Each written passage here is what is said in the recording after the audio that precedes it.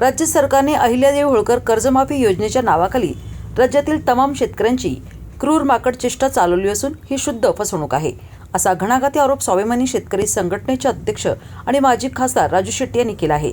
सातबारा कोरा करण्याच्या मोठ्या गप्पा मारणारे नेते आता शेतकऱ्यांच्या जखमेवर मीठ चोळत असल्याचा टोलाही त्यांनी लगावला। सातबारा कोराच्या दाव्याचा फुगा फुटला। देवेंद्र फडणवीस यांनी सुरुवातीला राज्यातील शेतकऱ्यांचा सातबारा पूर्णपणे कोरा करण्याची घोषणा केली होती, मात्र प्रत्यक्षात थकीत कर्जदारांना केवळ 2 लाख रुपये आणि नियमित कर्ज भरणाऱ्या प्रामाणिक शेतकऱ्यांना अवघे 50,000 रुपयांचे प्रोत्साहनपर अनुदान जाहीर केले।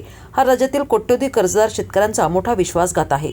गेल्या 8 महिन्यात राज्य सरकारने जिल्हा बँका आणि विविध कार्यकारी विकास सोसायट्यांकडून तब्बल 11 वेळा शेतकऱ्यांच्या कर्जाची माहिती गोळा केली। एवढी छाननी करूनही 8 महिन्यानंतर पहिल्या दिवशी केवळ 500 शेतकऱ्यांची यादी प्रसिद्ध करण्यात आली। एवढ्या संत गतीने काम करून सरकारला कर्जमाफी द्यायची आहे की टाळाटाळ करायची आहे, असा संतप्त सवाल शेट्टी यांनी विचारला। राज्य सरकारच्या तिजोरीत शेतकऱ्यांना देण्यासाठी पैसे शिल्लक राहिलेले नाहीत। केवळ योजनांच्या जाहिराती करून वेळ मारून येण्याचे काम सुरू आहे। पैशाअभावीच सरकार अशा प्रकारे वारंवार याद्या लांबून आणि माहिती मागून चालढकल करत आहे, हे आता उघड झाले आहे।